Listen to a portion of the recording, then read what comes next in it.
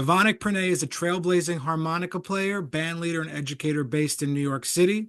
With 5 albums under his belt, including the 2024 release Jobim's World, featuring top jazz artists, he's performed on many stages worldwide, from the Blue Note to Paris Jazz sur Seine Festival. He's a Horner ambassador and founder of the New York Harmonica School. He's taught over 500 students and written 10 instructional books on jazz and blues harmonica. So he's here to talk about his journey from Paris to New York. And Yvonnick, good to see you. Hello, Abe.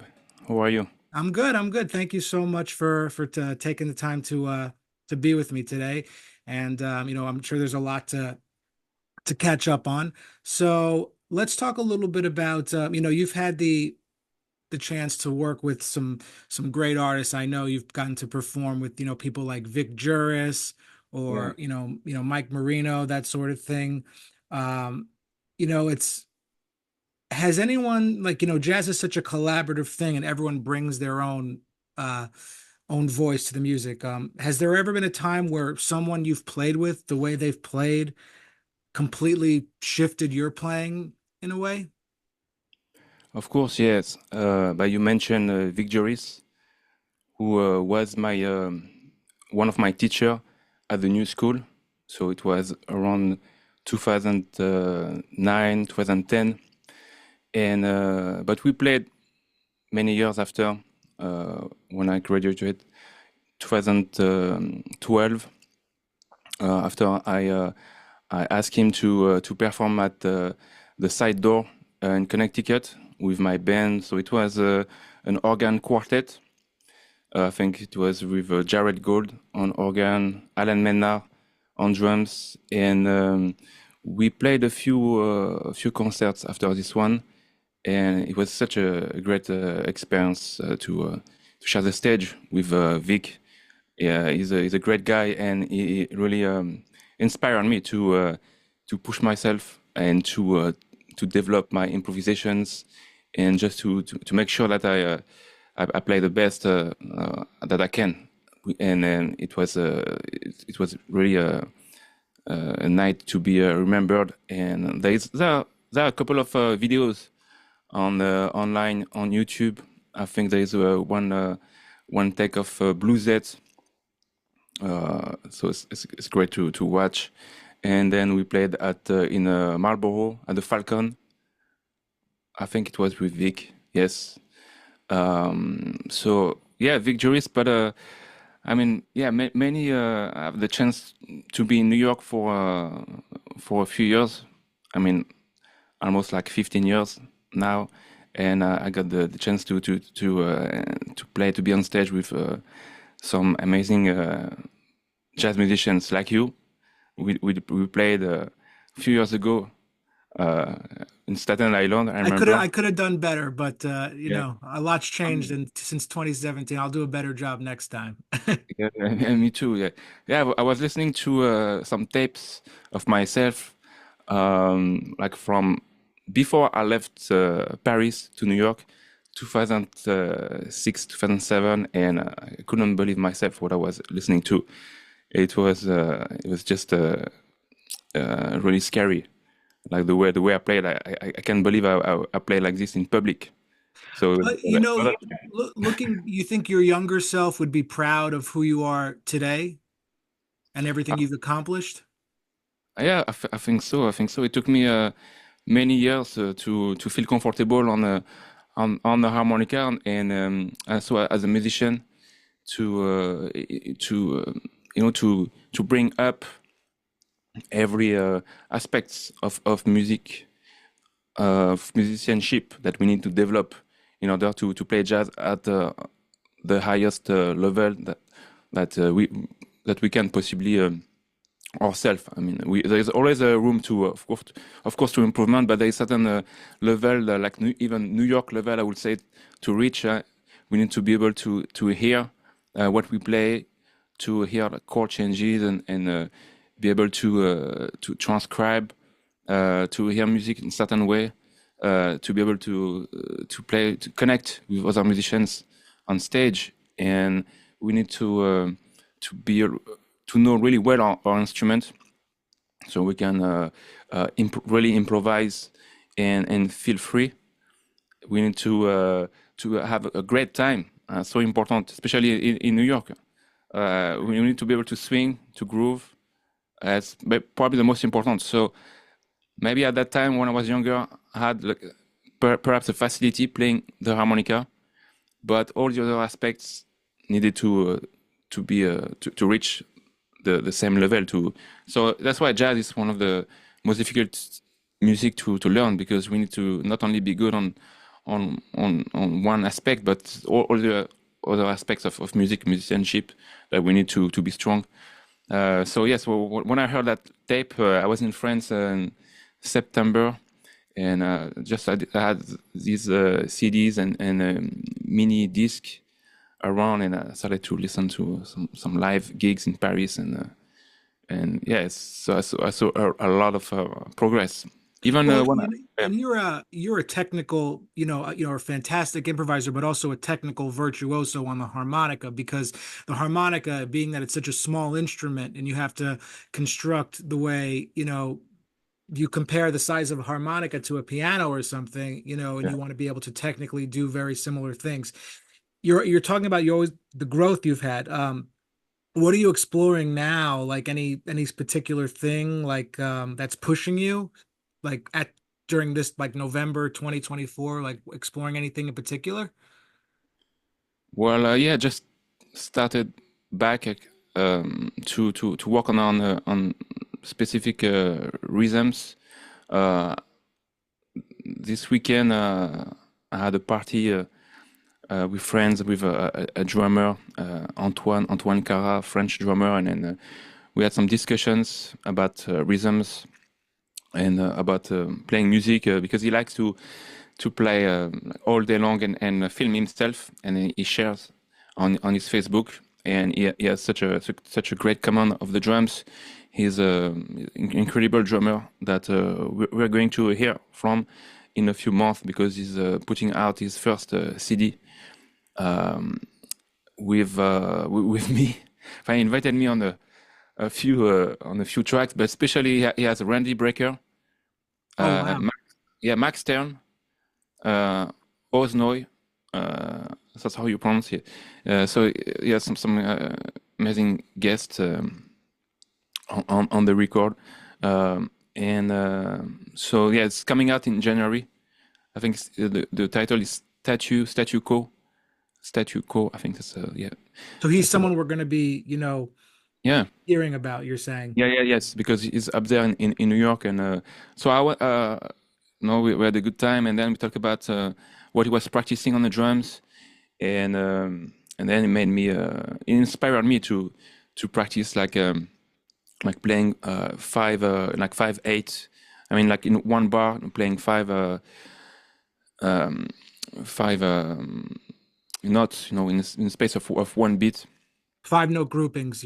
Yeah, five That, note groupings. got it. Or, yeah, it also has a half notes, or you know, like this. So to work on that specifically, uh, because before I am, and what I'm doing right now also is to always to work on new projects and recordings, and so learn new tunes always to bring to my different bands, like the organ, the gypsy jazz trio, quartet, and the quintet, quartet. So I have a lot of different bands and projects going on at the same time, and I always like to bring new songs, new arrangements, and also I like to play with my vinyl collections. I like to. That's what I do every day. I just put a vinyl and start from track one, take one, and just let it play, and take my harmonica and just go play along. I don't know the tune. Whatever comes I out. love it. I love it.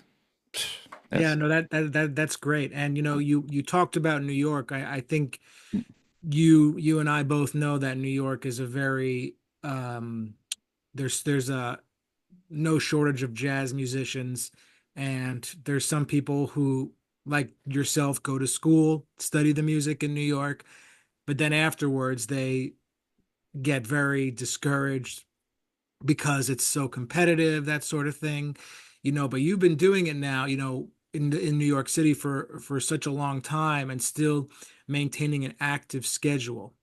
That being said, has your view towards New York changed in the last couple of years now that you're a little, more established, everything? Or you still feel it has that you know, there's sort of this dark uh competitive thing that's beneath too. Oh yes, yes, it's very competitive, and there's not too many places to perform, and you need to know the right person, and to get the some gigs, or you have to be early. Also, there's a new place just open, and so it's constant. You have to constant booking. I feel like you if you want really to play, and you have to really hustle a lot, and it takes a lot of time too. It can take hours every week. A lot of sacrifice just on that end. Yes, and then most of the time you don't get response, or maybe like the owner of a venue, restaurant, for example, asks you to say, "Hey man, let's come to my place, come to my restaurant. Let's talk about, let's brainstorm." And you go there, and then nothing happens. So Oh, I won't. Yeah, I won't. If you, someone asks me to you lose come the and time. talk to them, I won't even go. Yeah, yeah. No, yeah. I'm too nice. I'm too nice. Yeah. Uh, but yes, yes, it's very competitive because you have also so many amazing musicians, and they deserve to play. Also, they so I mean, you've it's always struck me as the person who, you want to be striving to sound the best on your instrument. You want to always be, doing new songs, exploring new standards. You're like a true jazz musician. Have you been able to like, and you kind of, do you think that you're a perfectionist in some sense on your, with the overall career, or are you able to uh, let go of that and just kind of just focus on the playing now? um, yes, perfectionist. Because I hear that I'm not where so many rooms so much room to grow, and so less time to do that between every other things that are going in life. But to come back to your previous question, even there is some there is the competitive aspect, and dealing with the venues, and I'm still really grateful to every day, every morning to be in New York, because that's something that I wanted since I was a kid, growing up in the suburb of Paris, and like looking at when I was 7 years old, 8 years old, looking at the back of the CDs, and seeing the where was the session recorded, or reading some books about jazz, and hearing about New York, Chicago, Kansas City, New Orleans, and be there and be a part of the scene, and be able to to meet some of the greatest musicians in jazz. For example, like Lee Konitz, so with who I studied with, or Oh, I didn't know Reggie. you study with Lee. I didn't know that. Wow. Yeah, yeah, yeah. Or Charlie Persip. Yesterday I was uh, listening to this EP, LP for Oliver Nelson, Joe Newman, and Charles Persip on drums, and so I remember it makes me think about him at the when he was the instructor. I had it for my 2 years. I was in his ensemble. So Yeah, you still, that's the thing. Like a lot of people spend time in New York, and the way you're talking about it right now, you still have that, uh, almost like looking at it like you don't want to become you're still looking at it like with the same excitement you did when you would see it on the back of the records to this day. And that's, Yeah. that's definitely, you're lucky that you still think that way. And, because a lot of people, their minds, they become kind of different in New York a little bit. Yeah, yeah, no, that's true. But during COVID, I got out of New York actually, and I moved in just in front of New York, like in Secaucus. So it made me also maybe more relaxed, more it brought me some stability with the New York life and the environment. And I think from that time, I think I really improved. Like from 2020, it was in a way a little bit it was good for me, and I yeah, more balance, and I could focus more on playing, on growing as a musician. So I mean, you're talking to a fellow. I also live in New Jersey too. So, it's definitely a great place to live. I was kind of curious too, because you've played with some really heavy people and, there's, in the jazz history, there's so many larger than life legends that we look up to, who aren't here anymore. If you could spend an hour with anybody, any jazz legend, who would it be? What would you want to ask them? Kind of curious. wow, yes, I mean, I would love to hear play, like just like Louis Armstrong, for example, like just the father of jazz, like Louis Armstrong, and just yeah, hanging out with him, and hearing play, just like, and sing like Stardust. That would be something like really special.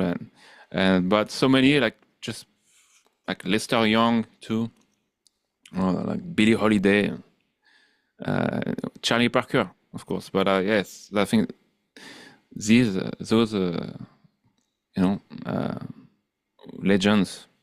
Yeah, definitely. And also, you've also written a lot of original music. I wanted to ask you about one of your records. Okay. Um, I want to ask you about the tune, Breathe, that you wrote off. That's the title track off your record. Mm. Tell me about that tune. What was the inspiration behind it? And does it have any, like, a personal story for you, just, that you could put into words, anything like that? Yeah, Breathe. So it was an album recorded in 2015, I think so. And now it's only available on Bandcamp. I just put it out of Spotify and all the I streaming. wonder. I think I would still have it though if I paid for it and downloaded it. I'll check my phone now and see. Yeah, I don't see it. Wouldn't have disappeared or anything like that. Yeah, it's on Bandcamp. You have probably some. You can find some tracks on YouTube I probably, still but have it on my phone. I just checked. oh, good. So yeah, yeah, it's a record with Peter Bernstein, Gerald Gold, Alan Menard, and it's a song. Yeah, it's a thing that's the first track. It's in 3/4, It's got and some beautiful changes too. yeah, yeah, yes, yes. Thank you. It's a yeah, simple melody, and then so I brought a version and of it during this at the studio, and then we started to change a little bit. So we created an arrangement on the spot, like when I start playing alone, and I think they after they follow me after one bar or two, that was created on yes, certain hits with the drums too. Yeah, it's it was okay. It was okay record. Yeah, it was. What was the inspiration behind the composition for that one? So yeah, inspiration. I was maybe looking for to write like a waltz, and I think I was just improvising with the keyboard, and something like a little motif came, and but honestly, like all my albums, all the recordings, like before 2020, I wish I could just remove all of them. Me too. I get it. It's like that's Sound but like you I mean, I've had to make records, with very little money. You have to go into the studio for like a couple hours and do it's Yeah, just it's not fun. yeah. I think we stay like 4 hours. Yeah, I Uh, didn't enjoy making any of my records, the stress of it all, but so I mm, get it. I mean, you want to it's not what you people think it is, and people also have a lot of misconceptions about being a jazz musician, the lifestyle and the money and getting certain gigs. Funny. What do you think the biggest misconception is for people looking at jazz Funny. musicians and what they think about the life that they don't know? Misconceptions. Well, like often I'm asked what is my job, like what I do besides, and I tell them that I work for Citibank and say, oh, okay. It's a joke. Now it's not really funny, but also they ask what other instruments that I play besides the harmonica. But I think well, people outside the music world, they are curious about us, and they because we all know that how life is expensive and we have to pay so many bills and it's getting more expensive everywhere. So it's a legitimate question because they see that we have fun. We are on stage playing, jamming with our instruments, and they think it's just they wonder how and probably they don't like they understand Taylor Swift, but they don't know that there are different levels of being a professional musicians, and we have to do a lot of other activities on the side, like you do the podcast, the teaching, creating a school, and writing music, or like finding out of different ways to. I did a few extra jobs, like jobs that weren't just playing music. You Like mean not non-music related yeah, jobs? non-musical, like being an actor. I mean, background actor. I did background actor for like the HBO series, just like that. Oh, Sex. Sex in the City, the Yeah, new yeah, one. yeah. So because I just had a little, I was curious to try that, and but you have people who do that professionally,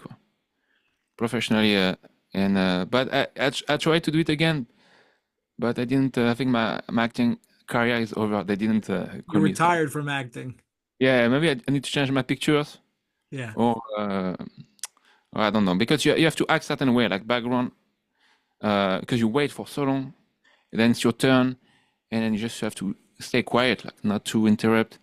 But it's interesting to see. And recently, I did also a film, short film in New Jersey. Where I was playing the role of a blues harmonica player.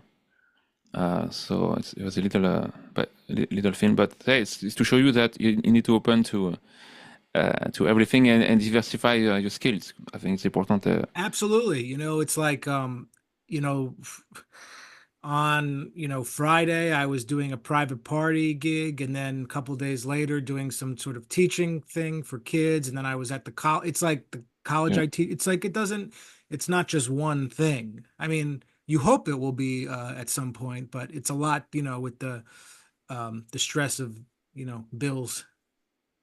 yeah, yeah. That's true. And but we're just lucky in that way that we can um, have create our own schedule and do what we want, and organize our life according to our passion, and that's a great thing. That's very important, I think. Let me ask you a question. Uh, I mean, I've always thought that you should be like, like I think you should be more, I mean, quote unquote, famous than you are as a jazz harmonica player. Okay, but yes, No, like I mean, like when I say that word, does that make you, how does that make you feel? Like, I'm not sure famous. I'm not sure what proportion.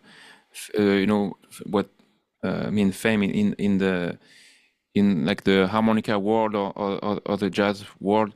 But I think you've taken an instrument, there hasn't been that many jazz harmonica players over the years, but it's such a iconic sounding instrument. And then to take that into the straight ahead jazz world and the modern jazz world is, it's very cool. So, I yeah, mean, that's how I personally feel about it. And, yeah, and the, that's the, it. I understand. So it's better. Sorry, I interrupt you, but it's always better to get more recognitions because that's what I mean, more recognition. Yes. it leads to more performance opportunities. That's what I'm looking forward to. Is to play is to play more because it's so much fun. So that's what I like the best is to be on stage with a great band and making music. Just so great. So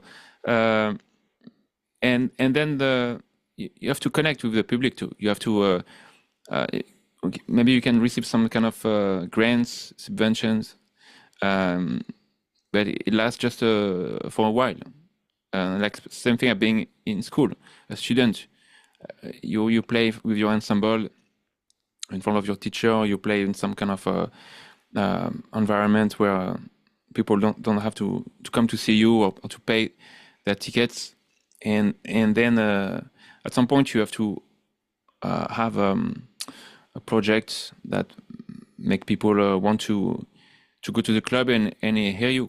So I think that's something very crucial if you want to like sustain a career. I think in the I mean in certain venues if you want to bring a project and Yeah, when I say more. like, oh, I like to see you like more like famous, I mean like just playing, more like a lot more festivals and stuff Yeah, like that type of thing, and that would be uh great. theaters, you know what I mean? That'd be good to Stadium, stadium. So what? stadium. Oh, stadium. Yeah, stadium. You Yeah, better have a good microphone for the stadium. yeah. I think we are all a little bit under not valued, but we we all deserve also to get more recognitions and more props. I think because we all do so much work, so much we give ourselves so much, and then it's just finding like an act or a song that resonates with people. I think that's most important is to touch them. It can be playing the guitar a certain way, a song like a melody, and yeah, and the harmonica too. It's hard with the harmonica because it's a very special instrument. So to do just the harmonica and to make people really going to see you and just with the harmonica, it's not easy. It's not easy Would compared you to be saxophone or maybe another let instrument. Like, yeah. let's say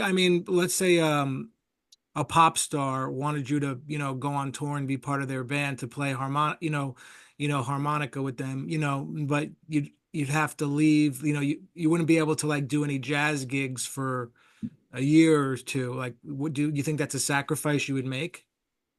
It depends if they can afford me. Well, if the money is like really Um, good. yeah, no, yeah, of course. It's I'm open to adventures and musical encounters and being in different situations. I did a concert at the PlayStation Center Oh, really? by theater a few years ago with a DJ, famous French DJ, Klingande, and it was different, really totally different from your typical jazz gig because you have to jump on stage and there were some kind of explosions, confetti, everywhere on stage or like some very loud music, DJ music, and in front you have 2,000 people just dancing and out of their head, like high and screaming. So Do you when you're in situations like that, or even like just do you ever get stage fright or get nervous or anything, or you just kind of just keep it it doesn't you don't think about those things? I think it's if you are experimented in certain type of performances, then you're not too much frightened. I think if you're like this frightened, afraid, it's not going to be well for you, because it means that you don't know what's going on really.